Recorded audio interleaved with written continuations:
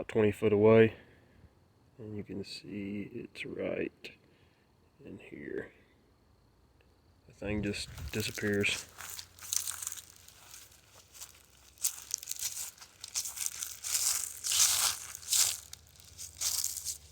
Here's from the other angle.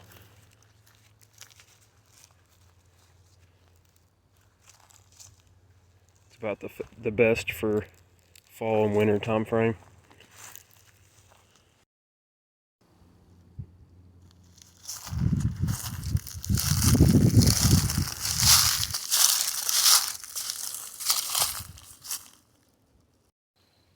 Alright, so this is the P.44, or the P.44 we have at home, wish.com version. It's not the best, but it gets the job done. You're doing it quickly. It's still very effective.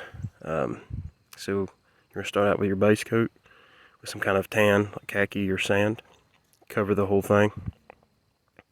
Then take your darker browns, like for instance this chocolate or standard brown. Make large blotches, and then I've got a caramel, warm caramel here. Make large blotches like you would see on a cow, how a cow's pattern is randomized in larger blotches. And then after that, you're going to take your lighter color, your base coat color, and go the light colors over the dark. So these dark browns, I put that light tan that's here on the dark brown, little P dots. Okay, and I just made these P dots with some packaging paper. When you get mail in the packages, I'm just going to rip out a hole in it. I've got various sized holes, but you're going to put the light colors on the dark and the dark colors on the light. So I took that dark brown and put P dots on that warm caramel, and then on these lighter tan colors I put that green, slate it over just like so. Hit it with that green. But very effective, very simple. You know, 1920s and 30s pattern, but very good. How much green you have in your environment, you know, it's going to dictate how much green you might want to put. I put a medium amount of everything, both green and browns. Went lighter on the green actually, because half the year here, being a very temperate environment and experiencing every season, I didn't want to go too full in with the green and it not be good for winter and fall when everything's dead, and then ordered too much only brown to where you don't have any grass, because most parts under trees and through forests are tans and browns regardless of the time of the year, with blotches of lush green throughout. So even in the wintertime you'll have little green vegetation throughout mixed in with the brown, and those little bright greens help with replicating that. At the end of the video I'll post what colors I used, but the problem with most the camo Rust-Oleum that's advertised as camouflage, problem with like their greens, for instance, is that it's not really truly green as in nature green. It's like I don't know how to say it. It's a very odd off color. It's like almost bluish green. It has like the look of, if you've ever seen wild onion growing out of the ground, it's similar to that. It doesn't replicate bright green grass very well at all. I found that it's not very effective. What's more effective is to use this one, which is Rust-Oleum Meadow Green. It is gloss. I don't reckon they make it in matte or satin, but it's not to the point where it's ridiculously glossy. And plus, grass with its bright vibrancy has that little bit of a gloss to it anyways.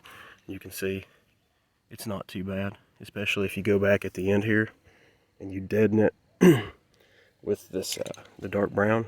I just laid the net over top of it, got really far back, and you're just misting the whole thing until you get these little specks. You don't want to get too close because that net will cause you to get that rattle skin pattern that a lot of people like to do. Just enough to kind of break it up and deaden those lighter colors to where it kind of mixes in. And you could blend these too if you wanted to, but I didn't want to take the time to do that. But yeah, this this Rust-Oleum Meadow Green is far superior for imitating grass. Highly recommend it. So on this side I did something different. I did the old laundry basket net. Gives you that snake skin, rattle can skin pattern that's really common.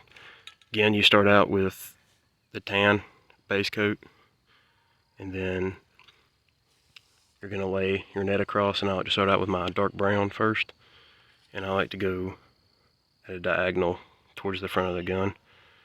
I don't always go all the way through the gun because it starts to look more patterned, and I don't like that. I like sometimes to start in the middle and brush off, or start here in the middle and brush off towards the top. Some of them I go all the way through, like this one I went all the way through. But you're just gonna lay it on there and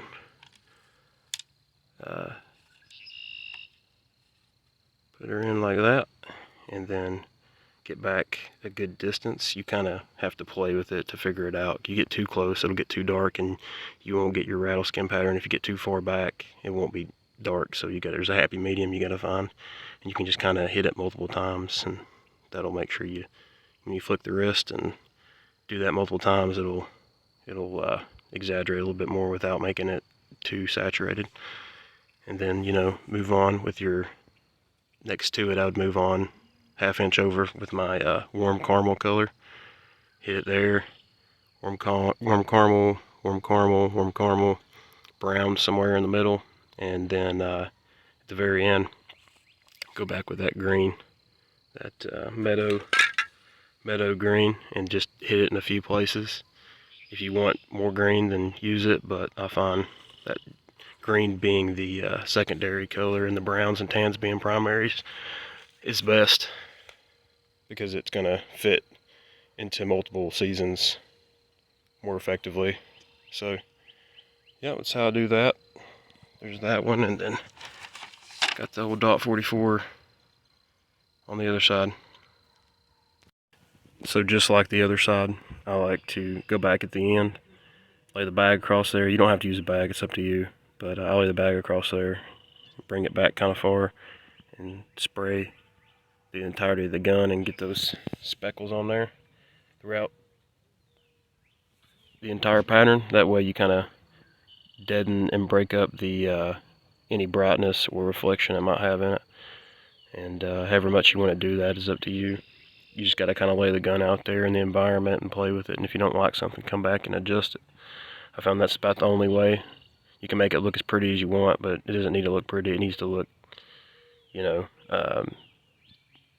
completely inconsistent, kind of like nature. Nothing's ever exactly the same usually. So, and as it wears, when it wears in and you get some rough usage on it, it'll just blend that much better when you start blending it together with scrapes and stuff. So don't worry too much about getting it perfect. Something else to note when you're done with your paint job is to go back on the top vertically, up here on the top, and hit with a dark color, your darkest color, brown, and focus on making sure you get plenty of dark colors on top here and leave some more light colors on the bottom, because the way it works in nature with different critters like coyotes and stuff like that, deer, they are all tans and browns, right? And they usually have a lot of them have a dark stripe or dark bit across their back, and the light bit's under on their underbelly. And that the way the light works with the sun shining down and the way light reflects, it helps add to the camouflage to keep the dark stuff on top. Just something to note. So this is just the simple .44 pattern. I'm only about 15 foot from it. If you think you can see it or spot it, it's right in there. Walking up on it, you can see how effective that is. despite being so simple.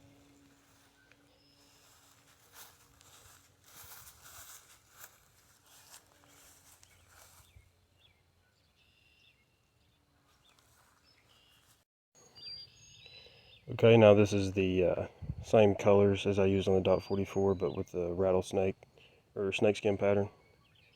About 15 foot away. It's right in here, laying across there. Walk up on it.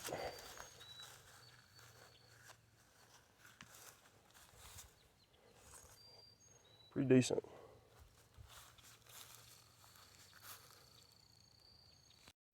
Here's a dot 44, about 20 foot away. You can spot it. It's pretty hard to spot, but it's right there, laying across there. Walk up on it. We're at about 7:30 p.m., so the sun's fading down, and that's affecting the lighting some, but yeah, extremely effective.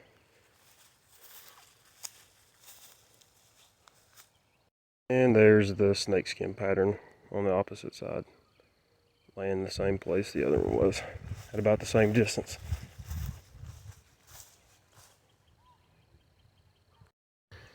Alright y'all, now I put it up here in some leaves. There's some dead vegetation's decayed, and you can see how effective it is here. It's sitting right there.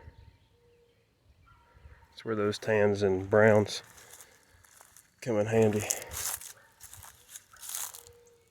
As you see, throughout these dead leaves, there's little specks of green vegetation coming through as spring approaches. So it helps with those little green dots on there. You could always add more, like I said previously. Alright, about the same distance with the snakeskin pattern, just a little bit different angle. You can see it, it's sitting right in there, right in that area, sitting long ways. Walk up on it, see what we got. You can see right there.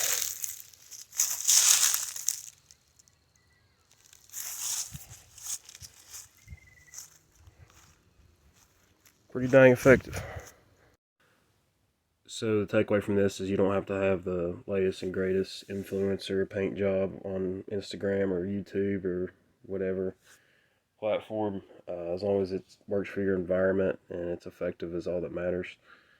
To touch on what I was saying earlier about tans and browns and what's most effective. So whether you know it or not, most environments predominant color is tan or brown.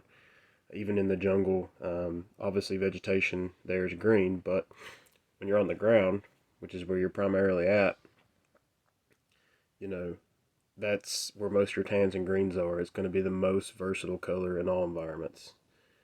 It's the most neutral across the board, so it's good to have it as your base. So your predominant color should be tan or brown or some sort of neutral color like that for most environments. I don't know if I mentioned it earlier, but create your little cow patterns or blotches. You can just take your package of paper, rip it up, rip out a part of it, lay it across. You can hit it, or you can just cut out a middle part for your blotches in the middle, like this blotch that was in the middle here. Just lay it across there, hit it, move it where you want it. And then create your big blotches, and then go back with your P dot that I showed earlier where I made the smaller hole and put it on top of those with opposing colors. And that's pretty much it. Pretty simple. Hope this was informative, and have a good one.